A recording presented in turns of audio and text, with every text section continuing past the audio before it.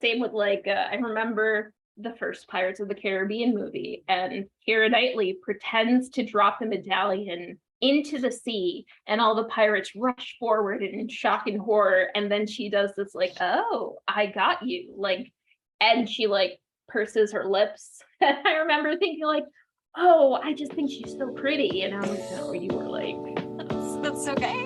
Yeah.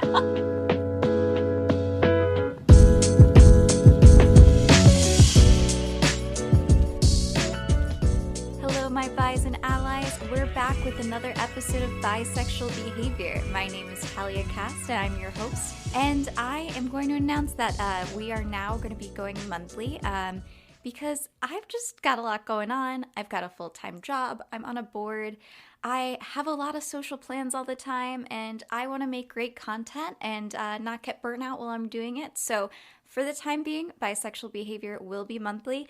If you want to support in any way you can, feel free to reach out to me. You can DM me on Instagram at bisexualbehavior or send me an email at bisexualbehaviorpod@gmail.com.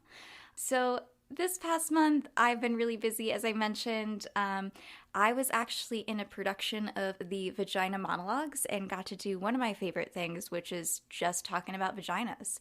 If you haven't read the Vagina Monologues, I really recommend you do it. You can also watch a live performance on YouTube, but it was really a big part of my youth, just learning how to accept being a woman and having a vagina. And I think the Vagina Monologues is a great way to get started and being comfortable in your own body as a vagina haver. Outside of that, I always like to talk a little bit about some of the queer media that I'm watching, and I'm currently watching Heartbreak High. It's not a main queer storyline, but you've got a lot of queer characters and side stories that I really love. But the whole time I've been watching it, I've been waiting for Emery and Harper, which are the main two girls, to just make out the whole time. Basically, the gist is that they have this really strong friendship where they're very intimate. They're always touching, hugging, saying I love you, and then they just have this abrupt breakup. And if you're queer, you've probably have had a similar experience in your high school or while you're younger, where you had a really, really intense friendship that almost felt like a platonic relationship, and then you break up and it was the hardest breakup that you've had. So it really reminded me of that. I'm not done with the show yet, so if they do become queer, that would be really cool. But for right now, it seems like they might be straight because they have boyfriends, but you never know, they could be queer. But one day I would really love to talk about friend breakups and how they are very queer. So if anyone wants to go on the podcast to talk about it, feel free to reach out. I'm always looking for new podcast guests. I'm so excited for today's episode. I got to interview Ally Shivka. She is not only my coworker, but she is also a great graphic designer. And we talk about anything from puns to growing up religious, dating app challenges, and we really go into it with the bi versus pan discourse, which, again, if you identify as bi or queer or pan, you've definitely heard this before, and we kind of go into it and what we've heard and what we think about it. So I'm so excited to share this episode with you. Ally is really funny and so knowledgeable, and her experience, I think, will really shine a light to a lot of you who have grown up religious. So without further ado, here's Ally Shivka.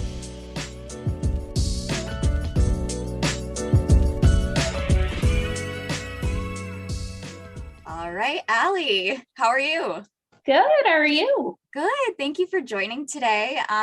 Listeners, so Ally and I are coworkers. Ally, you started at my current job about a month and a half ago or so? Yeah, about. Cool. So I don't know if I told you this, but when you were getting interviewed, I saw you walking through the office, and I saw that you had an undercut, and I was gay. And I think I went up to Annie or one of our other coworkers, and I was just oh, maybe she's queer. And I was right. So, yes. Yes. Yeah. So it's we're bringing a lot of gay energy into the office, which is always a good thing. Oh yeah. It's nice to not have to closet myself at work. Yeah. I think this is probably the first job I've had. Well, I haven't been out for crazy long, but this is the first job I had where I can just talk about my queer life all the time, and nobody cares. Nobody cares. Same. The last job I was kind of out in that, like, if people paid attention, they would have noticed, but I was also like, but I think I'll just keep mum about certain things the way we all do from The time way to we time. all do. Yeah. I think the first like time that I had actually come out to myself, and I was working at whatever job I had at the time, and I was like trying to like have subtle clues that I was queer, but nobody else was queer, so they weren't picking up on it. And I was just like, oh man. But now I just don't care. Now I just say it. So Yeah. all right, well, we're going to do some introductions. Feel free to just kind of go through the same format I use, but I'll go first. My name is Talia. My pronouns are she, her. I am bisexual and cis. What about you? Right. Ally, pronouns are she, they, with a preference for she. I know I'm a woman. The journey of what kind of woman took a while, but I finally settled on gender fluid women. So most of the time I'm a woman, but there's some times where I'm just not. I feel that. I feel that. It's so nice seeing people really discover their gender identity and realizing you don't have to be just one thing or fit into one box. Right. So Yeah. So my first question, I know you knew this was coming, but Ally, what is your most bisexual behavior? Oh, right. Well, I like puns. That is quite queer, yes. Yeah. I also have a leather jacket. Of course. You yeah. gotta have the leather jacket. Yeah. I'm in due for a new leather jacket, actually. So so give me your best pun. Right. Not to put you on the spot. Yeah. No, I was thinking of some possibilities. Did you hear that they uncovered this new mummy? No. Yeah, they opened up the casket and there it was. It was just covered in chocolate and hazelnuts. They're pretty sure it was Ferrero Rocher.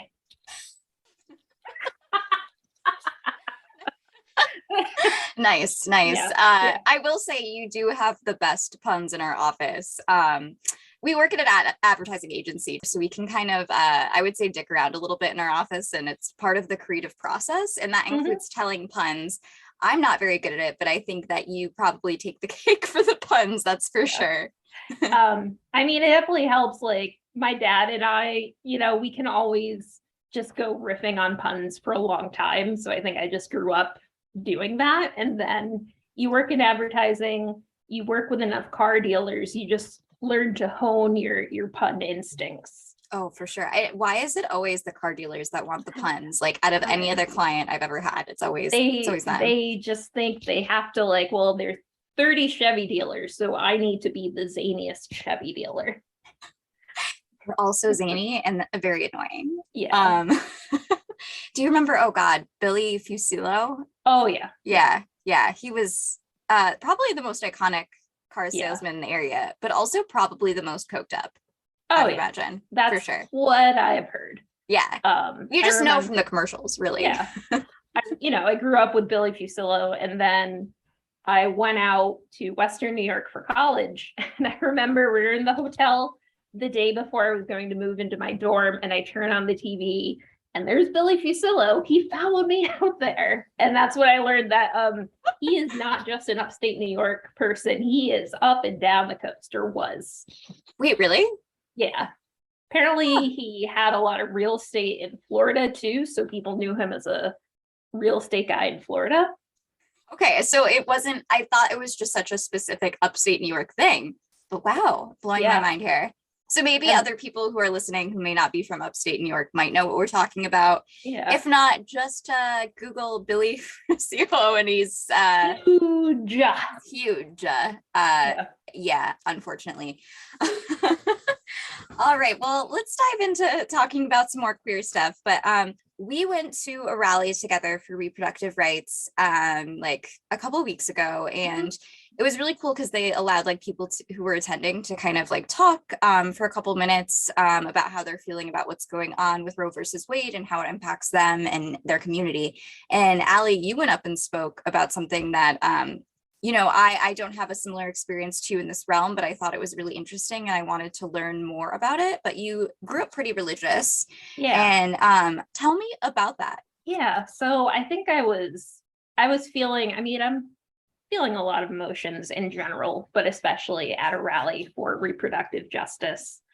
And I was just thinking about how, this is just sending me back to a place that I'm still unpacking. And how I wanted to share with people, hey, I've lived the life where any kind of sexuality, any not even abortion, of course, was you only talked about it as this terrible thing that was happening. But any sexuality was just stamped down unless it was, in a union between a man and a woman that were married, and monogamous, and both cis. Of course. I guess I will start at the beginning. That's a very good place to start. I was raised evangelical. My parents got saved at an Amway conference. Oh, wow. Amway is a MLM, direct marketing. Oh, okay.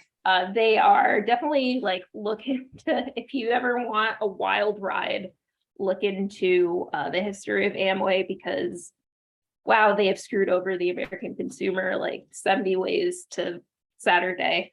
Oh man. And so, my parents got into Amway because one of my mom's childhood friends was involved. Amway is also, that's the family that Betsy DeVos married into. Oh, get an idea. Okay. Yeah. Okay. And so I started going to church. I was about 4 or 5. I think the thing is, I think there's a lot of varied experiences of people who were raised in the church and it was repressive in some way.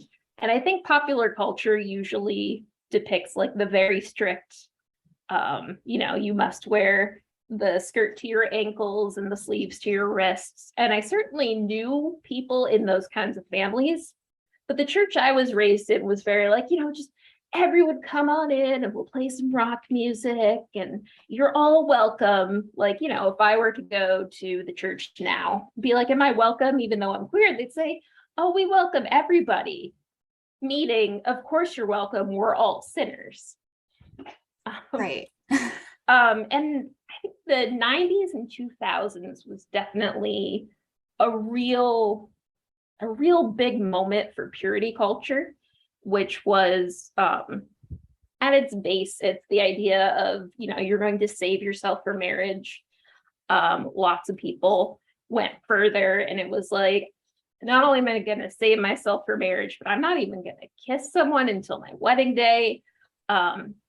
A lot of resurgence in the idea of courting where, you court someone, you don't date, you court because you're looking to be married. It was a wide range of people I went with, and it was really tough to, one, be a girl in the 2000s because all the clothes were tiny. Mm-hmm. And then you were taught oh, well, if you wear these tiny clothes, you will cause men to stumble. You will cause them to sin. And therefore you are responsible for what happens.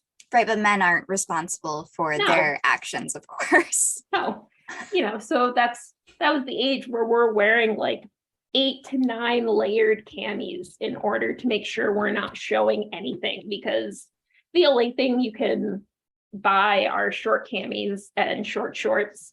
And then also, I was an early developer. I was sprouting boobs super early, and and so even on me, a shirt would just be inherently sexual. Right. You're sexual for having boobs. Right. Yeah. No matter what you do. No. I can wear a high neckline, but it's still gonna show cleavage. Right. Right. It's still gonna show that you have boobs. Right. Yeah.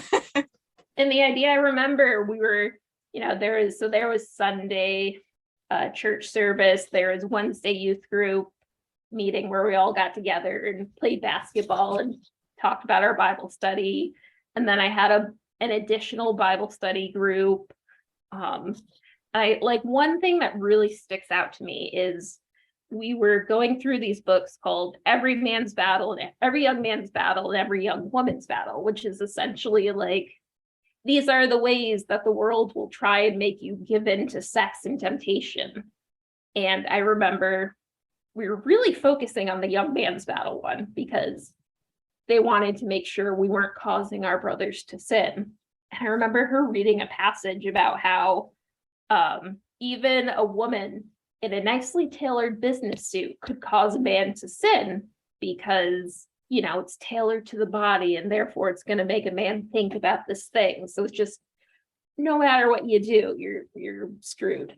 Basically, if you're just a person, Yeah, you're going to make a man sin is what that sounds like. I can imagine, like, also just the shame that, you know, a lot of religious people must feel as they're growing up because they can't even kiss someone without feeling like they're doing something wrong or touch themselves, like all of that. And there must be so much shame.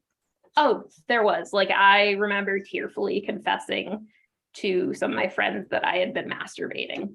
And like it was like this huge confession. And they were like, oh no, you know, I struggled with that too. Like, right. And even I didn't grow up religious myself. I mean, my family is Jewish, but we didn't partake in anything. We just kind of grew up without a religion. But even like in my school growing up, that if a girl masturbated, it was still seen as something really taboo and weird because it was only men that could masturbate. So like the layers on top of that with religion must be insane. Yeah. So that was always a concern. And I policed myself very heavily because I, you know, gifted child. Need to do everything perfect ever, or else no one will ever like me. Right. You know, I was definitely the kid who my parents would bring home a movie they rented and I'd be like, well, I'm going to read the review on Plugged In Online, which was a place where I think it's sponsored by Focus on the Family, where people can see reviews of what might be objectionable material in a movie. And I'd be like, oh, I don't want to watch this. So I'm going to go play on the computer, mom and dad, while you watch that video that has negative and anti-Christian messages. Like, I was policing myself and them. It was a pretty toxic brew. And, you know, and it's also on top of that is the messaging, you know, they never said at this church, like, you know, women are unequal to men because it was a quote unquote modern church. So they knew it wasn't going to fly. It was always like, well, it's that men and women have different roles and they're just as important. It's just that you have to let the man lead because that's his role and your role is to support him. So that on top of it. Yeah. Very hypocritical. That doesn't make a lot of sense. But when did you start learning more about kind of like history of your religion and understanding that maybe that's not necessarily healthy? It was, you know, it's been fairly recent. I kind of started to drift away around college and it was a slow drift. And around that time, a lot of people who had grown up around the time I had started writing books about purity culture. And I remember the first one I read was called Pure. And I remember reading it and it was just like oh my God, that's why this, and this. You know, I had figured out a lot of stuff about the religion I had grown up with. I had figured out like, okay, well, you know, they're so tied up in conservative politics that they're really betraying the lessons at the base of the faith. You know, I mean, going to art history class, you're learning about all the ways that the church was propped up and kind of made this grand thing as opposed to the line that you learn growing up, which is like, you know, if this thing has been around for 2,000 years, it must be because it's right. Let's think about the Constitution and how people are like, that's right, because it's been around forever. But like, I those things need to be updated. It doesn't address how the world works now. So yeah, but yeah, it's funny that one of the tenets of especially evangelical houses and evangelical faith is the idea of like, if you believe, you have to believe it all. Like you can't, there isn't room for, you know, only believing in some. and it's tricky because they will say like, oh, of course you can doubt. They're, like Psalms is full of David like wondering and doubting, but in the end you have to believe everything. And I think once I stopped believing in a couple of things, it all just kind of like fell apart. And then I've just been unpacking since. Yeah, that's got to be a lot of work, I can imagine, to kind of unpack everything in your childhood and your life and how that's impacted you and your queerness. And I'm really curious. So when did you start kind of not just exploring queerness, but like in your head realizing like, I'm not straight? So I would say I was around 25 when I started like thinking about it. Mhm. And I would always caveat it, which is like, because a lot of it was in high school and in college, most of my friends have been queer people. And I had been like, no, you just wanted to belong to a group, or no, well, you were just involved in drama club, which fair. Same. Drama club, it always gets you, you know? And then it was like, no, you just really support women. Mm-hmm. Which, I mean, granted, it was a change because also growing up, like bisexuality was always seen as just a thing you say before you actually come out as gay. Right. So yeah, It was like, well, I like boys, so it's fine. It's just I really support women. And I think there's more layers on top of that with compulsory heterosexuality, because, like you may think that you're into men, but it's because society is telling you to be into men. But then also there's the other side of that where bisexuals, they have to kind of fight against that stigma as well. And just, no, I just like multiple genders and that's fine. So I think it can be really confusing for queer people or bisexuals to really kind of map out where they fit into all of that with all those different discourse surrounding it. Yeah. And I think we try, a lot of times we talk about these things like it's a final destination. Like once you figure out one thing, if you ever figure out something else, you've betrayed. Like, I mean, Demi Lovato just came out and saying, actually, I would like to go by she pronouns as well, because it's never a one and done kind of thing. Right. But I think, nuance is always a hard concept for people to grasp. And in the age of internet where you only have a certain amount of space to try and explain your argument, just nuance is dead. That's so true. Yeah. And what you're saying about how, it's never a one final destination, you're constantly changing. And I think that that's really hard for people to accept too, because they feel like they have to pick a label. And I think labels can be helpful, but they can also be harmful when you kind of fall into all these different spaces. And that's why I do love like umbrella terms like queer. I find those super helpful. Yeah. I mean, I think there was an importance to a lot of the, like, you were born this way, it's not a choice talking points, because we were just trying to fight for personhood. Right. I mean, so it was a lot easier to explain to a lot of people like, no, it's not that I'm choosing to be gay, I am gay. And there are a lot of people who are just, I am this. And for some people it's, I think I would like to do this. Like I've heard of people who are like, technically I'm bisexual, but I identify as gay, or technically I'm this, or I know people who are like, technically I've been with multiple genders, but I identify as straight, because at the end of the day, that's the label that works for me. Yeah. And I mean, like, I know people who, and this is me included, who go by bi because also the flag is the best. Oh, absolutely. Best 100%. Yeah. Like, I feel like I could probably go by pansexual, but the bi flag is my favorite. So. Yeah.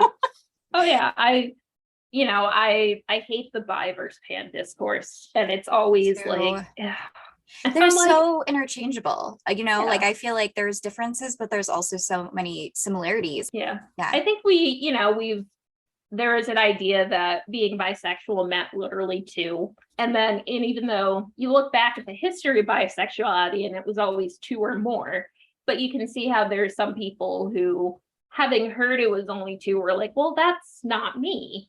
Right. Yeah. I definitely when I was once I figured out I was bi, which was about 2 years after I started questioning, like, am I? No. I finally I was on my way home from play practice. I was in a play called Mary Kay Olsen is in Love, which Oh, I have never heard of that. oh, it's amazing. Confetti Stage in Albany does a lot of plays that are not done a lot. A lot of sorry, bunch of tangents. A lot Oh, of you're fine. Yeah. yeah, a lot of theater groups will, I think in any community, they'll stick to old standards because you got to make the money. So Oh, sure. if you look at audition lists, there's everyone is doing a Neil Simon play, and then Confetti Stage is doing something interesting and weird. But yeah, but there was the main character had the Olsen twins are figments of her imagination through her life, but then they become real and she starts a relationship with Mary Kate. And I remember like a queer relationship. That's cool. Yeah. Okay. And I was driving home, and I was actually, there was a year where I was living with my parents, and that was the year. And I'm driving home and I just start crying because I was like, oh my God, I'm bisexual. Just on the thruway crying. Oh my gosh. But the point is, so once I came out to myself, I joined a million private bisexual Facebook groups. Mhm. And then one by one, I left most of them because they would devolve into like, look how terrible pansexuals are for not calling themselves bisexual, or people coming in and saying like, you are terrible for being bisexual. You should all be pansexual. And I'm just like, nope. Like, can't we just get along? Like, we really are on the same team. Yeah. Like, literally, we're on the same team. Yeah, It's so yeah. annoying. The real enemy is straight people. Just kidding. Yes, but also I do love Yeah. a lot of straight people in my life. But Oh, yeah, yes. But that's where it's all rooted in, is the patriarchy and Yeah. het culture. So Yeah. but I can relate a lot. Like, once I finally had that moment where I'm like, oh, I'm definitely bisexual, like it was like a powerful moment, and everything changed after that. It really, like, I can really relate to that overpowering feeling, like, oh my gosh. So Yeah. Then so it's just been like an excavation, just Mhm. like remembering like, oh, when I was 11, I had a dream about one of the characters from Dragon Ball Z that was very saucy for an 11-year-old. Mostly there was kissing. And at the time, one of the big things I had learned through church and through all like the girls magazine I was reading, that was a Christian girls magazine called Brio. It was the idea of what you take in from the world will come out through you. So the fact that I had a gay dream, I was like, well, I probably watched something on TV on the WB at the time that had a gay kiss, and then I dreamed about it. And that's what it is. And that's why they say you should watch. You should, be careful of what you watch, or the fact that I was a tomboy for so long. all the tomboys. Yeah. I had a tomboy phase too, and I'm a pretty feminine person. So, Are there any other like specific things that you were like, wow, that was so gay, I can't believe I didn't know that? It's funny thing, it's on the spot. I'm like, oh, what, realizing things like there's this movie, The Little Giants, and there's a character on there, Becky, who she is a football player but also is thinking about being a cheerleader because she wants to impress the boy she likes. Mhm. Then she ends up, impressing him as a football player. And I remember like glomming onto her, and now I'm like, I think I had a crush on her. A lot of characters where I'm like, oh, I had a crush on them. Same with like, I remember the first Pirates of the Caribbean movie, and Keira Knightley pretends to drop the medallion into the sea, and all the pirates rush forward in shock and horror, and then she does this like, oh, I got you, like, and she like purses her lips. And I remember thinking like, oh, I just think she's so pretty, and I'm like, no, you were like, that's so gay. I mean, yeah, Keira Knightley, I feel like, I mean, like, okay, do you remember Bend It Like Beckham? I never actually saw that. I feel like you just need to watch it because it's like very queer, but is not queer at the same time. That's Like, what there's heard. like there's definitely a lot of like subtext to that, but yeah, she's just so gay in that movie. Yeah. I was obsessed with that movie. I did not play soccer, but I would like pretend I was like hanging out with them and was playing Mhm. soccer with them in my bedroom, and it was like just the gayest. Yeah. But I used to like, before, obviously I didn't realize when I was younger that I was queer, but I used to have like friend crushes where I like a girl who was older. It was always girls who were older than me for some reason. Like I was really into older girls, Yeah. but I would be like, I think she's so pretty and I really want to be her friend. And Yeah. then I would like draw pictures of them, like what, but like that is probably the gayest thing I've ever heard, is just drawing portraits of like girls I think are pretty and want to be their friend. So Yeah. Oh yeah. I so was yeah. not normal about some female friendships growing up. And now I'm like, oh. Yep. That'll do Yep. it. That's it. Yep. So you know, when did you actually like come out to outside of just yourself? Did you tell your family about it? What was that like?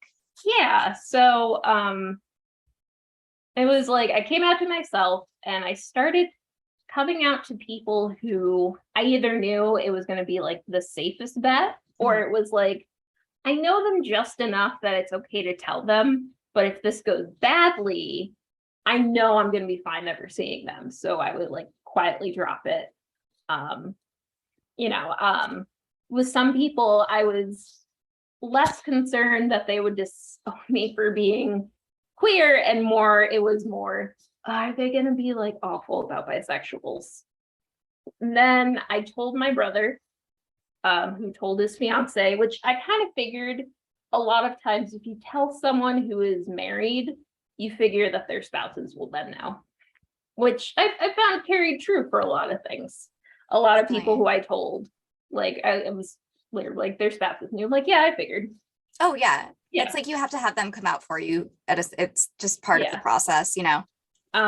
So my brother got married and he had a destination wedding in Ireland. So even though I had been telling people, I was like, well, I can't tell my parents before this because what if it goes badly? And even though my parents have always been the most supportive of anything I do, at the same time, they are evangelicals, they are conservative Republicans. So it's, you know, it's, as much as I know that my parents loved me, there is that little bit that was terrified. So we went to the trip on Ireland, didn't say anything. And since it was a destination wedding, we went out west for his reception, which was for his neighbors. So, and I knew I was going to be sharing a hotel with them after that, for that. So I was like, well, I gotta wait to that. And then I was gonna go visit my mom and dad after. I'm like, okay, it's time. I told my brother, it was like, it's now, it's gonna happen. And he called his wife and was like, it's gonna happen, be ready. I got my parents' house. My mom was there. My dad wasn't. So I was chatting with my mom. My dad comes home, and finally I was like, all right, guys, I have something to tell you. And as I went into saying I'm bisexual, I just started sobbing. Like, I could not help myself. And my dad just charged at me and hugged me. So, you know, it's not perfect. Like, we don't talk about it a lot. And I think a lot of it is self-closeting and self-editing.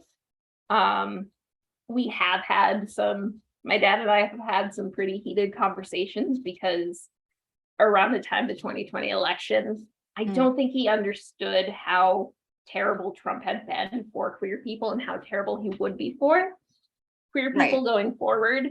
And that's why I think there was a lot of like gays for Trump's rally, not really for the gays, but for people who have queer family members, just be like, no. Trump's going to take care of the gays. It's fine.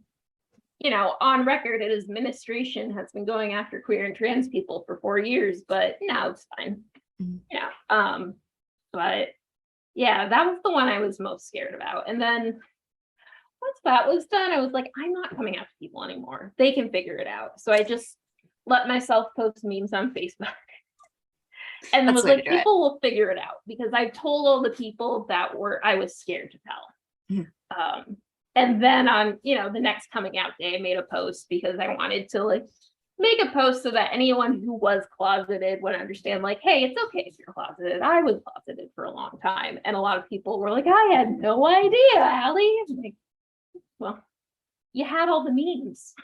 Yeah, well, I think it also like you directly saying it can really inspire a lot of people who are very closeted and don't know how to read those signals quite yet. So I think it's just a powerful thing if you're in that position of privilege where you know have already had those conversations with your family members, or maybe you know that they're going to be supportive about it, so you're not scared of that, to be able to show other people it's okay, I think is a really helpful thing for other people's coming out process.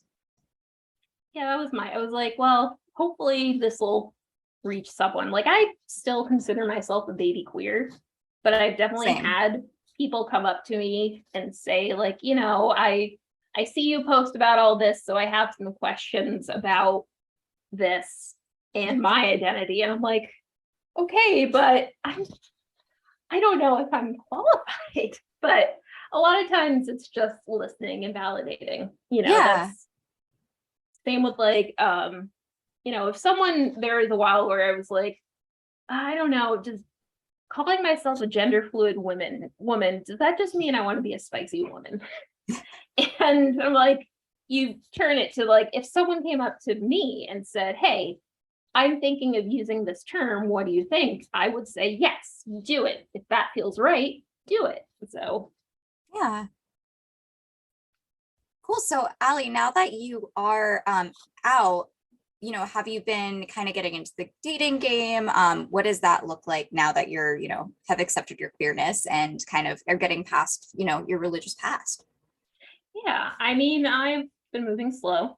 You know, for years, there was always a reason why now I couldn't possibly date. Like, oh, well, there's the Bible verse about how you should be evenly yoked, which essentially means you should only date other Christians because otherwise the non-Christian will drag you down.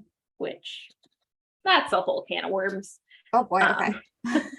And so I was like, well, you know, there's some guys that I would be like, well, I'm really into them, but I can't because they're not Christian. And then it was, well, I can't date anyone because I am thinking about moving to New York City, and then, you know, just a million reasons why not to date. And then finally, I will say I got very used to being single, and being single is pretty great. So there was part of me that was, you know, just because I was queer, I was like, well, I don't have to date. It's fine. Like, I like being single. I like having my alone time. But over time, it was like, okay, I think I actually want to start dating. So tried out different apps. One of my friends convinced me to try a month of eHarmony. The thing about eHarmony is that it's very you want to get married right now. Okay. Yeah, that makes sense. No. I feel like there's so many, every dating app has its own thing and its own purpose. Yeah. Oh yeah. I've settled on Tinder because most people put what they're looking for. I did try Her, which is a dating app for queer women. The thing I like about Her is that you can filter by tags.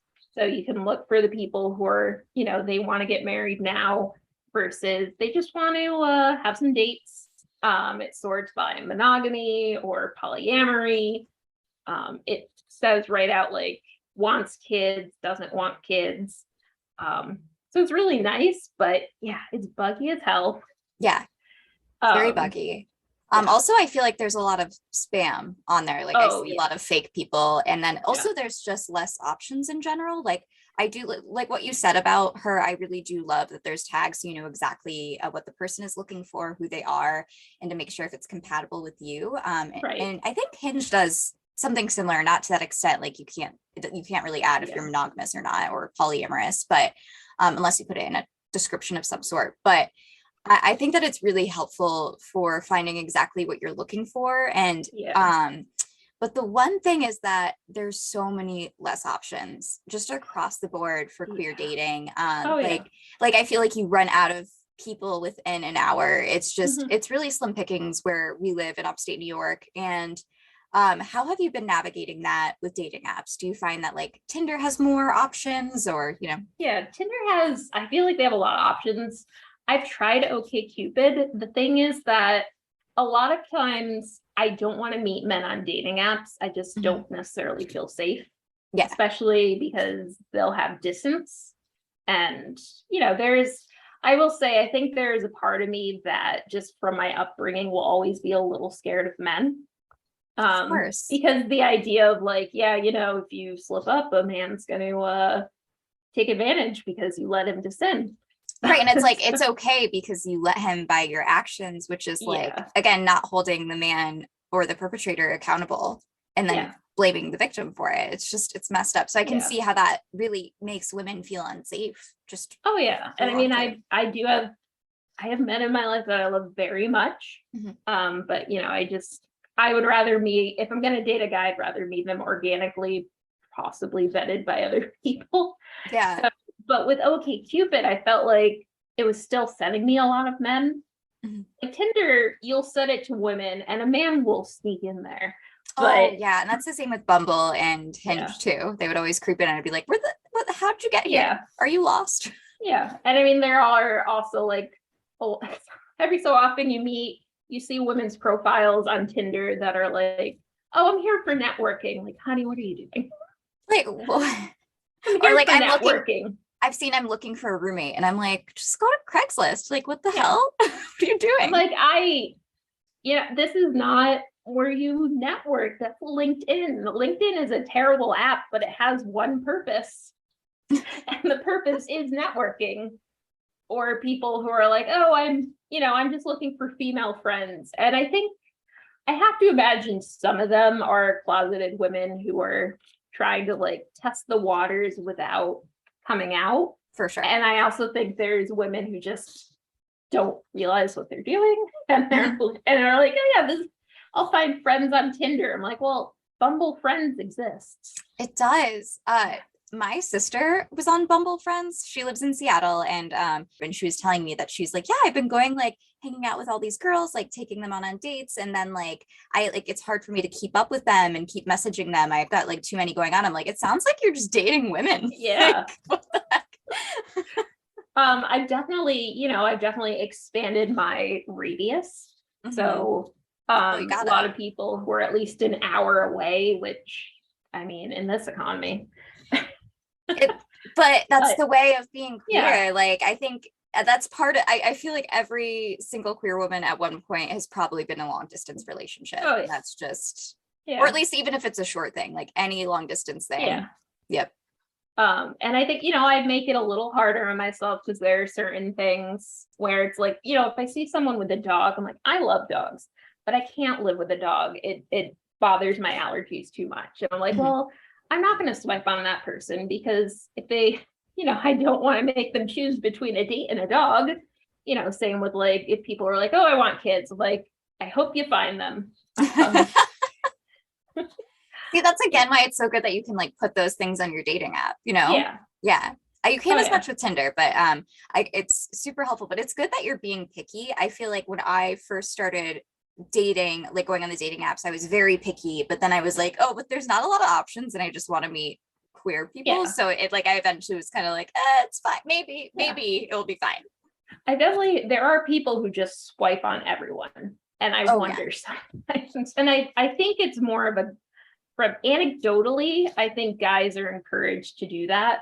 Mhm. Because I usually hear guys talking about it. And granted, dating apps are kind of a number game, but there's part of me that's like, why are you swiping? We have nothing in common. You would hate me. I would hate you.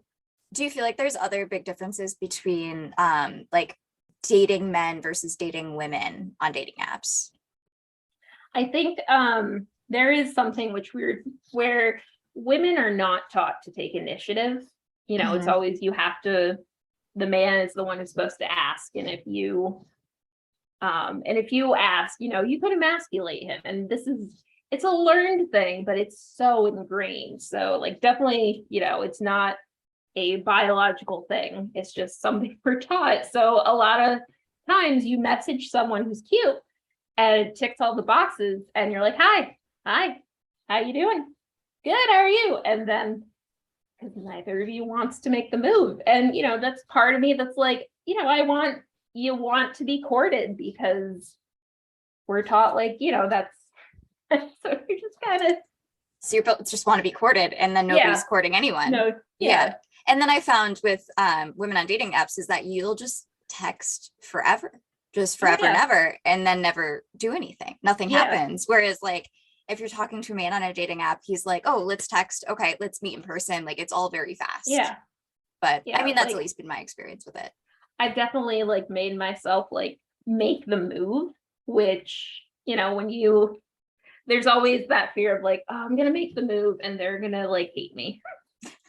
Yeah, and I feel like there's also, because like, especially when I came out, I was like, oh, I've got to be a top because everyone talks shit about being a bottom, which is like bullshit. Obviously, like it doesn't matter. And it's all about sexual compatibility and like just relationship compatibility. And so I felt like I had to be more assertive when really I was like, I don't know if this is like really me or like what. I still honestly don't know where I fit in that spectrum. I feel like it's like you can kind of just be whatever you want. But yeah, it's so situational. Like you could be, it's, and even like you could be with someone who most of the time you're one, but sometimes you're the other. And there's different reasons. I was talking to a friend of mine who he was saying, he likes to bottom because he likes to take care of people. And I said, oh, I like to bottom when I want to be taken care of.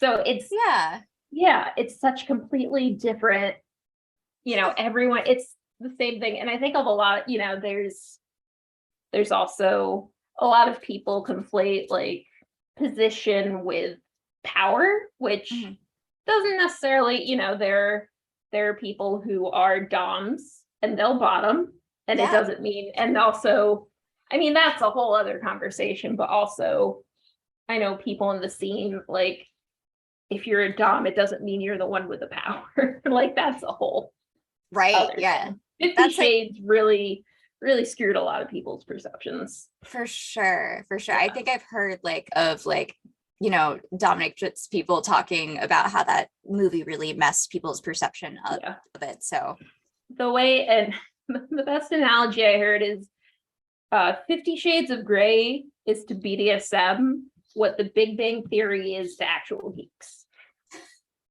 That's actually a good way to put it. Which is terrible representation. Yeah. So going back a little bit to, how like nobody's making a move because we're taught to both be courted. I think something you were talking about in the office that is hilarious, and I kind of want to talk about it some more, is this concept of lesbian sheep. So could you explain what that is? So again, source is not cited, but I think it's one of those things where it becomes an old queer wives' tale. So I mean, what do sources matter anyway? Well, you can Google it and it exists online, so it must be legit. It must be real. So the idea is that scientists were observing sheep, as one does, and they were able to observe homosexual behavior in male sheep, but not in female sheep. And they were wondering why that is. And what they realized is that mating behavior of sheep is that typically the female sheep will go into the field and wait to be mounted, and then the male will mount. So with male sheep, they would just mount each other and get to it. The female sheep who had same-sex attraction would stand next to the other female sheep and wait to be mounted, but the other female sheep, if they were also same-sex attracted, would just be waiting to be mounted. And they're just standing there next to each other, just waiting. Just waiting and telling each other they're both so pretty, but like nobody's doing anything. Yeah. Oh yeah. A classic tale, of course. Yeah. And that is like the eternal, like, all right, are they gonna ask me out? And the other person's like, all right, are they gonna ask me out? Just like we're gonna kiss? What's going on? Right. You're expecting a world of Shanes, and they're just, Shane is one of a kind. Yeah, where are the Shanes? Right. I feel like every like relationship I've had with a woman, I had to be a little bit more of the Shane, and I'm like, I don't feel like a Shane. Oh, No, and I mean that's like, and it's all wrapped up in like, I mean, figuring out like gender like fucks all that up too. Like mhm. feeling like, 90% of the time I want to be pretty and therefore I want the shame to come to me, and what does that mean when related to gender and expression? And it's just a whole ball of weirdness. I think once you start realizing that, oh, sexuality isn't a binary, and also I don't have to marry a man, get married, have 5 kids, then suddenly you realize, oh, everything's a spectrum. Mhm. And even if you do get married to a man and have kids, that you can Yes. have like, I mean, obviously you're in a heterosexual relationship, even if you're queer and the other person isn't, or they both are, but there's still, you can have queer nature to your Yeah. relationship. It doesn't have to be so specifically heterosexual. It can have its own dynamics that are very Right. different. Like if a straight man and a straight woman get married, they don't suddenly stop noticing that people are attractive. They Right. might be taught to suppress that and keep that inside because, we just are taught that you can't ever acknowledge that someone outside a relationship is pretty, or else you've ruined everything. And patriarchy and monogamy centered society, the usual. Oh, of course, the usual. Yeah. Yeah. But also there's ways to have kind of to be queer outside of just attraction, just Right. it's part of who you are, and that will never change no matter what relationship you're in. So Oh yeah, like it's not, it is who you're attracted to romantically and sexually is a big part of it, but it's not the only thing. right, like you can Yeah. be in a hetero relationship but also share a skincare routine. So that feels very queer to me. Yeah. You can watch Drag Race together. Exactly. Now, Ally, we are running out of time. We've had such a great conversation. I haven't even been paying attention to the time, but I have one more question for you, kind of going back to your background, growing up religious. Mhm. Do you have any advice for anyone who's been kind of in your situation? Maybe they're first like kind of thinking like maybe I'm queer, or they're like not sure how to broach that conversation with their community and their family. Do you have any advice for them? Yeah. I mean, I would like to, first of all, like your safety is the most important. So if you don't feel safe bringing that up with your family or your church, you don't have to, because it can be hard to tell. And granted, I told a story where I thought something terrible might happen if I came out to my family, and it didn't, but I still feel justified in that fear based on a million things. I'm not, I think also part of it is this idea. I think a lot of it is just, feel free to seek out information, like, go to your library and look up things on the computers there. Feel free, because a lot of times just the process of learning about things outside your narrow purview will really help you figure out a whole lot of stuff. Mhm. I will say, it was a weird journey for me because I needed to fall away from the faith before I was able to even consider that I might be queer. And I think there are a lot of people whose stories are a bit reverse, where they are in the faith, realize they're queer, don't know how to reconcile it. There are definitely organizations and churches out there that are queer affirming. And then, so there are those people out there if you would like to stay in the faith Mhm. and still be celebrated. Yeah, because you don't have to give up your religion just because Yeah. you're queer. Exactly. Mhm. A great website, there's a website called Church Clarity, which finds out if a church, what their actual position is on LGBTQ plus community and women in leadership. As I alluded to in the beginning, a lot of churches, they know they can't say that they don't agree with homosexuality blatantly. Mhm. Most churches, so they'll say, oh, we accept everyone. And then 2 years later, you'll find out you're not allowed to get married to your same-sex partner in that church. Right. And that's got to be devastating when you have that relationship with that church, and then you realize this whole time that you couldn't fully be accepted just like your straight counterparts. Right. Just be kind, be kind to yourself. Be willing to hear points of view that at first might seem like, no, absolutely not. And you might not ultimately agree with everything you hear, but I think there's this feeling of like, you don't only seek knowledge and wisdom from these approved sources. And like, it's okay to, ask questions, to go out and seek resources.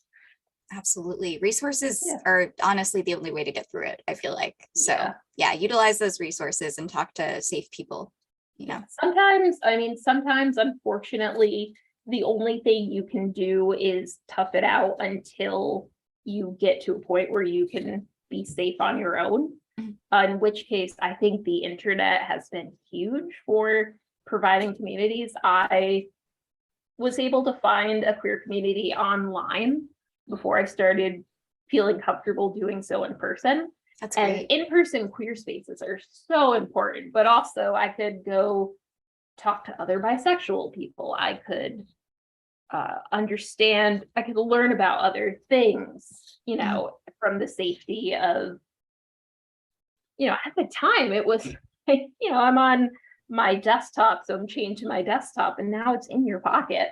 Yeah, that's so true. You could just open your phone and have a conversation with someone you met on Reddit so quickly. Yeah. So yeah. And even if that's a safety concern, libraries are probably your best bet. Again, just be safe.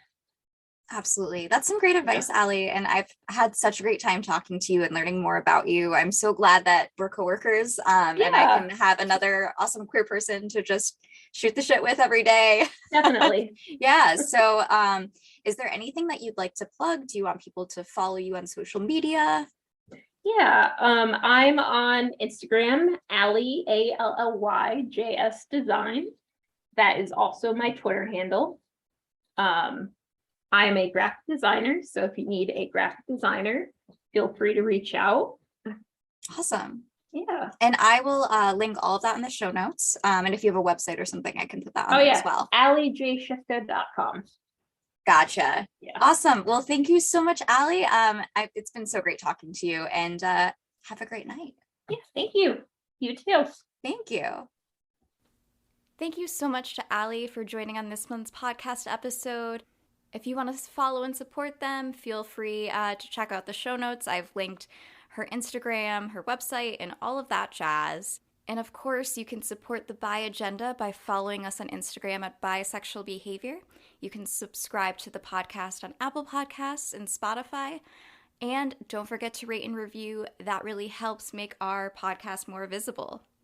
If you have any questions, you want me to answer a question on the podcast, you just have some feedback that you want to talk to me about, you can email me at bisexualbehaviorpod@gmail.com or message me on Instagram. And I hope everyone has a great month and enjoys Halloween. I hope you have a really queer outfit planned. I definitely have a queer costume that I'll be sharing with you, and I'm so excited. Have a great month, y'all.